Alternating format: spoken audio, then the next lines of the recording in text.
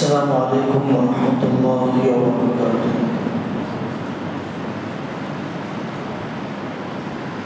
نحمده ونصلي على رسوله الكريم اما بعد، اعوذ باللہ من الشیطان الرجیم، بسم اللہ الرحمن الرحیم۔ لو كان فيهما آلهة إلا الله لفسدتا، صدق اللہ العظیم۔ اس مجلس میں الحاد کے بارے میں، دہریت کے بارے میں، ایتھیزم کے بارے میں گفتگو کی جائے گی۔ پوری دنیا میں ایک نظریہ جو بہت بڑھتا جا رہا ہے، خدا کا انکار، کوئی اللہ ہی نہیں ہے، یوں ہی چل رہی ہے دنیا، تخریب سے تعمیر ہو گئی،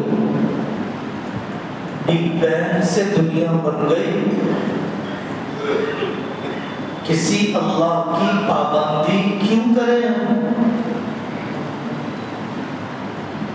یہ دہریت کا نظریہ، خدا کا انکار کرنے کا نظریہ، ملحدوں کے بارے میں، ملحدوں کے عام سوالات کے جوابات،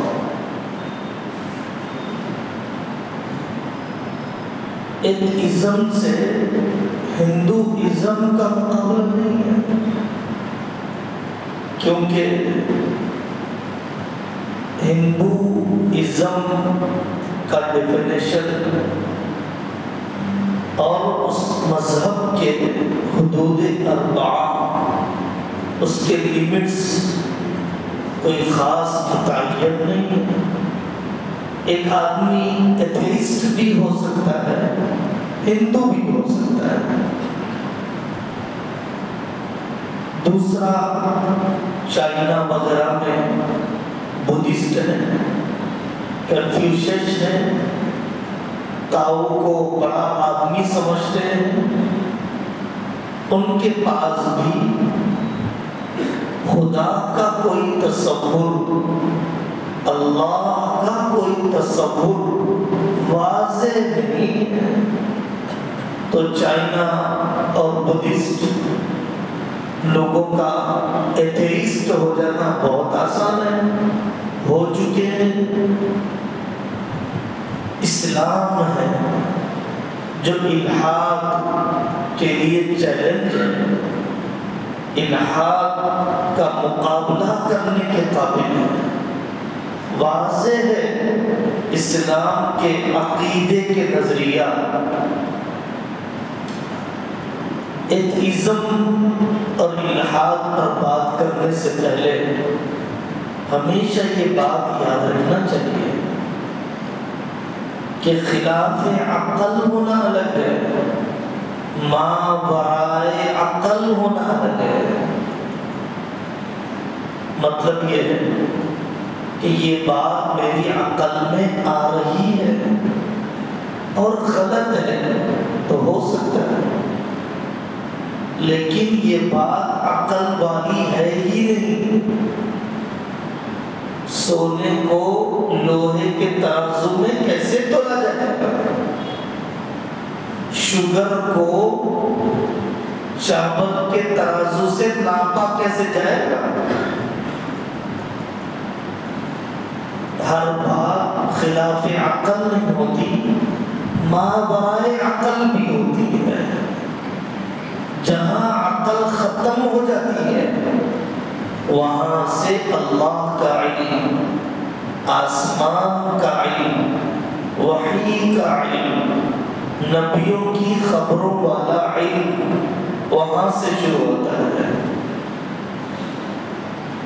دوسری بات، عام طور پر آدمی جو بات بھی کرتا ہے، جو اس نے دیکھا، جو اس نے چکھا، جو اس نے سونگا، جو اس نے سنا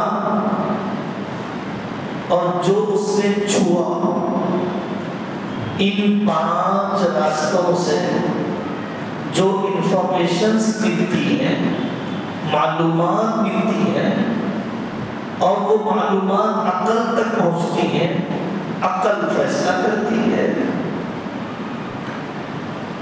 جس کو آج تک آنکھ نے دیکھا ہی نہیں، عقل اس کے بارے میں فیصلہ نہیں کر سکتی۔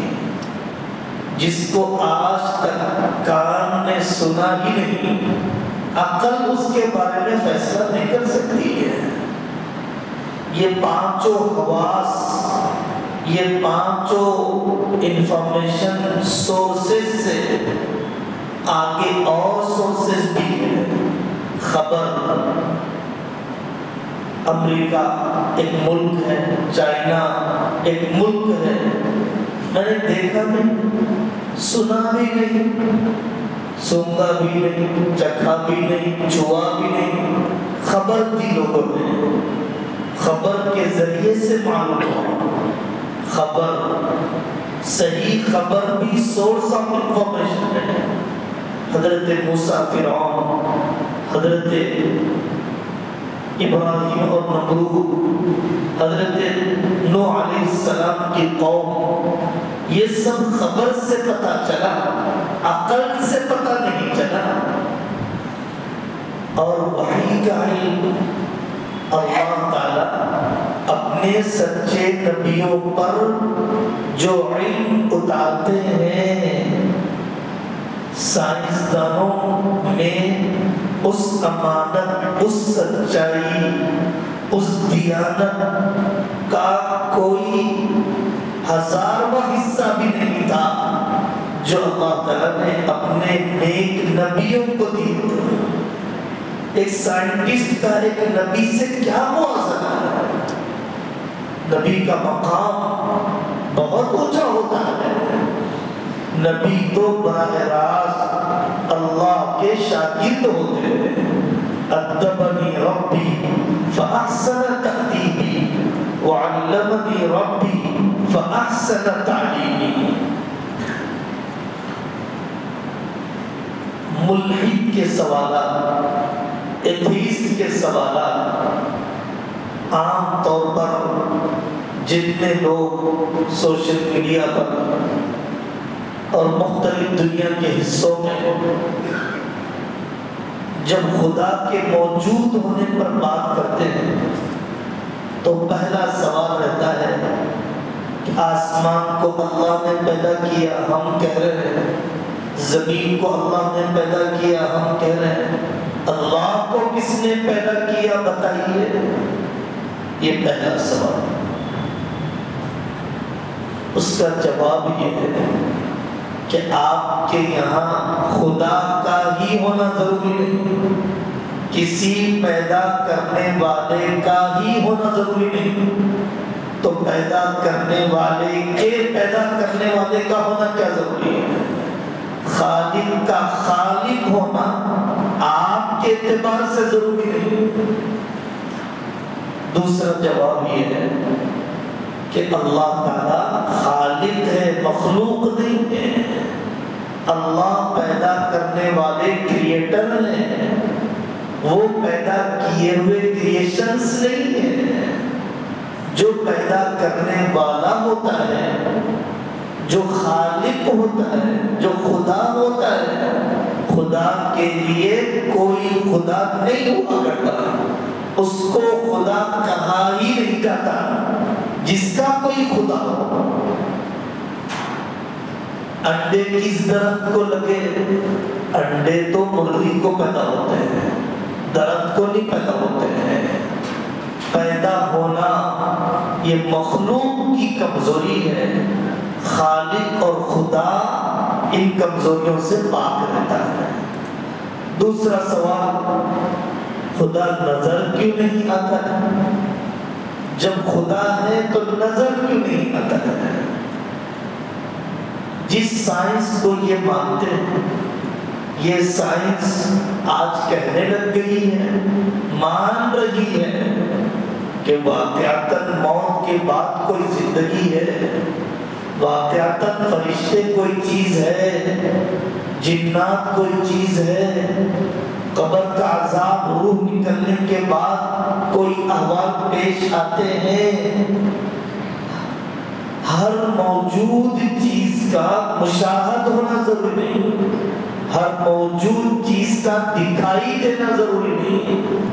عقل نہیں دکھائی جاتی ہے، روح دکھائی نہیں دیتی ہے، لیکن ہر آدمی روح مانتا ہے، ہر آدمی عقل مانتا ہے۔ حرکتوں سے پتہ چلتا ہے کہ عقل ہے اس کی، اثرات سے پتہ چلتا ہے کہ روح موجود ہے زندگی میں۔ خدا کیوں نظر نہیں آتے؟ اللہ نے اپنا ذاتہ بنایا، میں قیامت کے دن نظر آؤں گا، اللہ ہم کو باعزت دیدار کی ملاقات کی دولت عطا فرمائیں گے، میں جنت میں نظر آؤں گا۔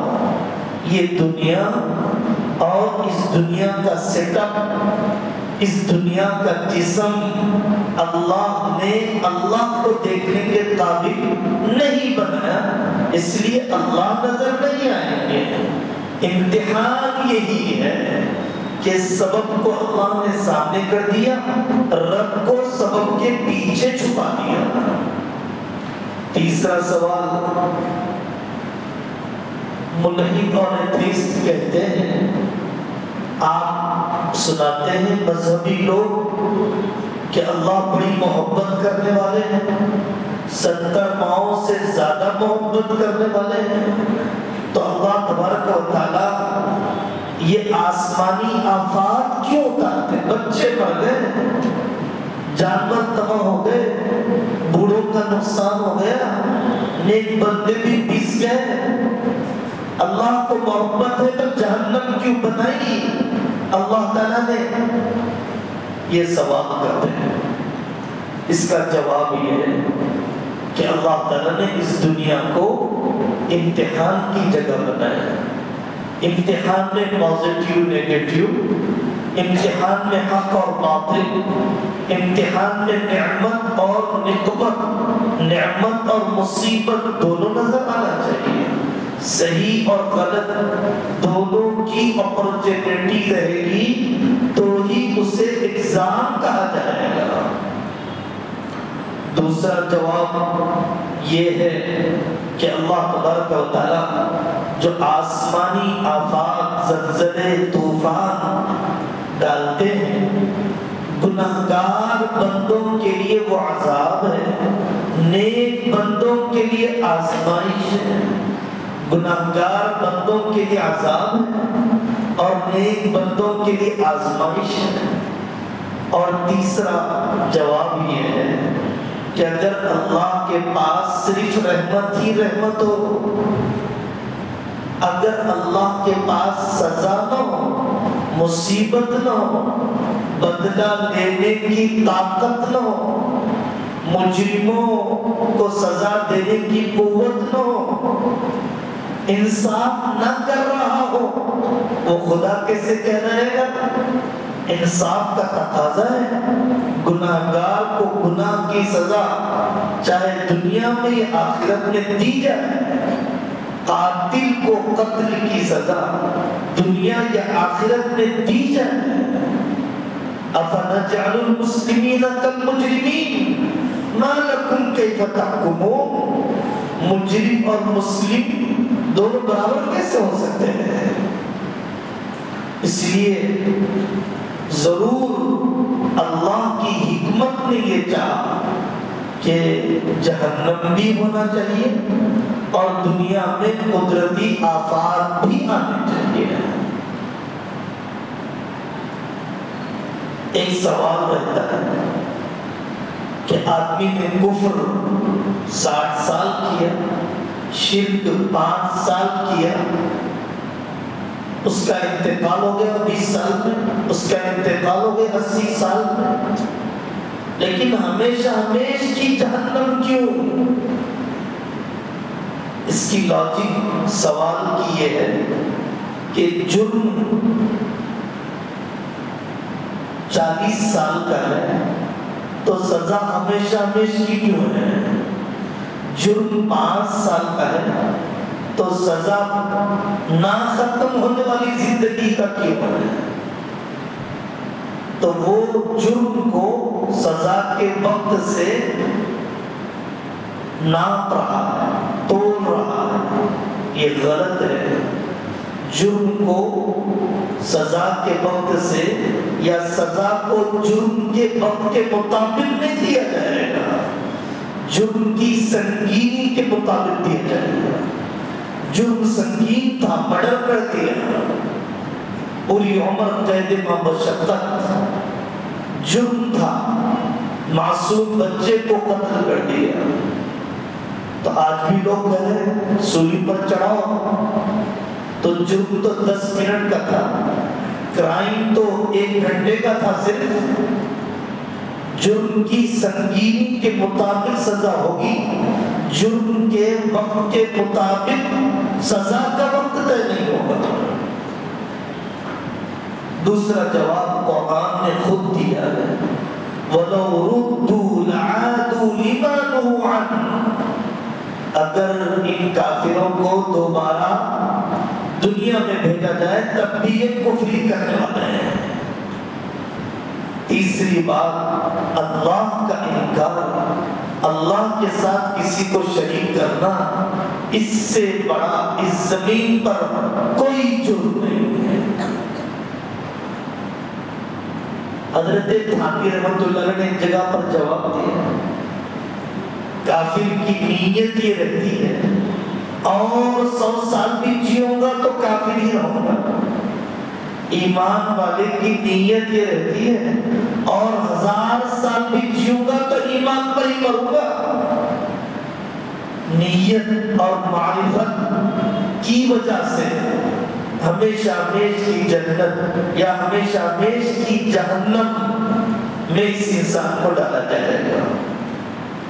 ایک سوال رہتا ہے ایتھیسٹ لوگوں کی طرف سے کہ مذہب ہمیں نہیں چاہیے، یہ ریلیجنز اور مذہب آزادی ختم کر دیتے ہیں۔ میں مذہب پسند کرنا نہیں چاہتا، مذہب مانوں گا، خدا کو ماننا پڑے گا، نماز پڑھنا پڑے گا، شادی بیاہ میں پابند رہنا پڑے گا، کمانے خرچ کرنے میں پابند رہنا پڑے گا، مسجد جانا پڑے گا۔ مجھے مذہب نہیں چاہیے، مذہب کی وجہ سے پابندی آتی ہے اور میں آزادی چاہتا ہوں۔ سمجھنا چاہیے ہر طرح کی آزادی، مکمل آزادی، جیسے چاہے ویسی آزادی نہ کسی کو اس دنیا میں ملی ہے نہ مل سکتی ہے۔ سب سے بڑی آزادی اللہ کے حکموں کی غلامی ہے، نفس کی غلامی سے بڑی کوئی غلامی نہیں ہے، اور اللہ کی غلامی سے بڑی کوئی آزادی نہیں ہے۔ اللہ کے حکموں کی پابندی سے بڑی کوئی آزادی نہیں ہے۔ یاد آیا ایک اللہ والے سے ملنے کے لیے وزیر گئے تو ان اللہ والوں نے کہا کہ میرے غلام کے غلام کو سلام کہہ دینا، یعنی اپنے بادشاہ کو سلام کہہ دینا۔ تو وزیر پریشان ہو گیا، اس نے کہا کہ حضرت دماغ اپنی حالت پر ہے یا نہیں ہے؟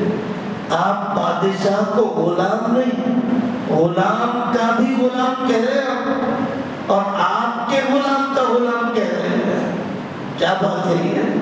سمجھنا چاہتا ہوں۔ تو حضرت نے فرمایا بھائی میں نے اپنے نفس اور غصے کو غلام بنا لیا ہے اور تمہارا بادشاہ اپنے غصے اور نفس کا غلام ہے، تو میرے غلام کے غلام کو سلام کہہ دو۔ اسی لیے میں نے تم سے کہا آزادی تو اللہ کے حکموں میں ہے، پابندی کے بغیر، پابندی کے بغیر، پابندی کے بغیر نہ دنیا کا نظام چل سکتا ہے نہ آخرت بن سکتی ہے۔ ایک گاڑی کو سڑک پر منزل تک پہنچنے کے لیے 50 پابندیاں ہیں.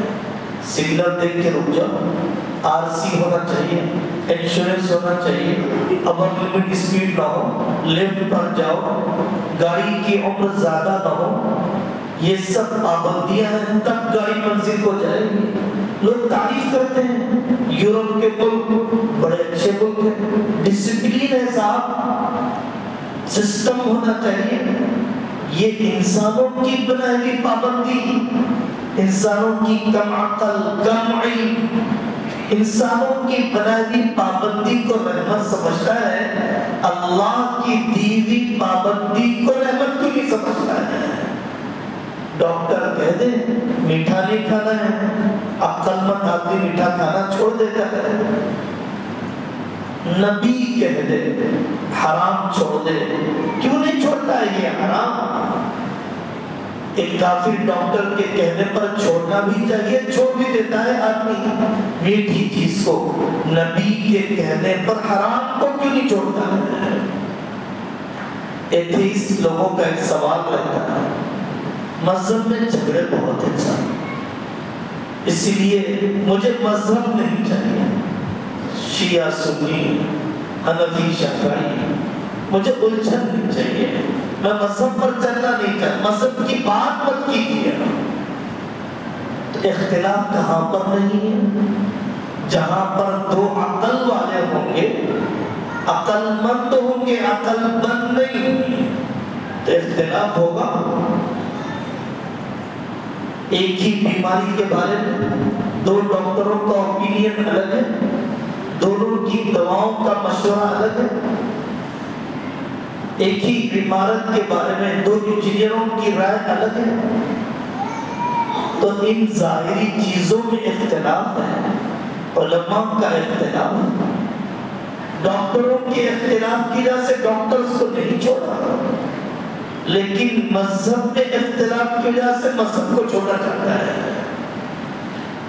کوئی بھی دین دنیا کا موضوع گوگل صاحب آپ کے پاس ہے، ڈال دیجئے پازیٹیو نیگیٹو آپ کر ہی رہے ہیں، دونوں رخ آ کر رہے ہیں، نہیں چھوڑ دیا آپ نے. لیکن مذہب کیوں چھوڑ دیا؟ جہاں پر اختلاف کی کئی قسمیں اور بہت سے اختلاف دلیل کی بنیاد پر ہیں. ایتھیسٹ بھائیوں کی گفتگو کی بنیاد عام طور پر ایسے ہوتی ہے جیسے کہ کوئی یہ کہہ دے کہ فلانے پلانٹ موجود ہیں، فلانے پلانٹ اور سیارے موجود ہیں، اس لیے کہ اس کے نہیں ہونے پر کوئی دلیل نہیں ہے. یہ کوئی لاجک نہیں ہے بات کرنے کی. خدا کا علم مجھے نہیں اس لیے خدا نہیں ہے، خدا کا علم میرے پاس نہیں ہے اس لیے خدا. میں نے بمبئی کو دیکھا نہیں، بمبئی کو کیسے مانوں؟ کوئی عقل مند یہ نہیں کہتا خدا کا علم نہیں ہے اس لیے میں خدا کو نہیں مانوں گا. ایسے غلط مفروضے ہوتے ہیں. کاش یہ سائنس اللہ سے قریب کرنے کا ذریعہ بن جاتی.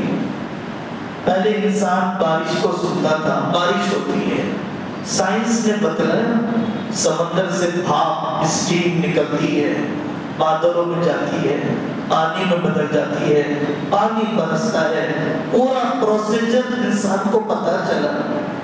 اس میں خدا کا انکار کہاں پر آ گیا؟ اس سے واقعے کی تصویر پتہ چلی، واقعے کی توجیہ پتہ نہیں چلی، کیا پروسیجر ہوتا ہے وہ پتہ چلا.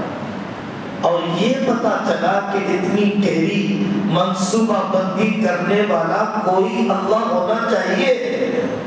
فطرت کی آواز ہے، زلزلے آتے ہیں تو او مائی گاڈ، بڑی بیماری آتی ہے تو اللہ ہی اللہ. فطرت کی آواز ہے.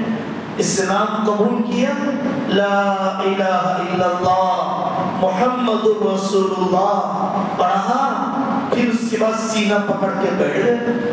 لوگوں نے کہا کوئی تکلیف ہوئی؟ تو اس نے جواب دیا ایسا لگتا ہے کوئی خالی جگہ تھی جو بھر گئی ہے.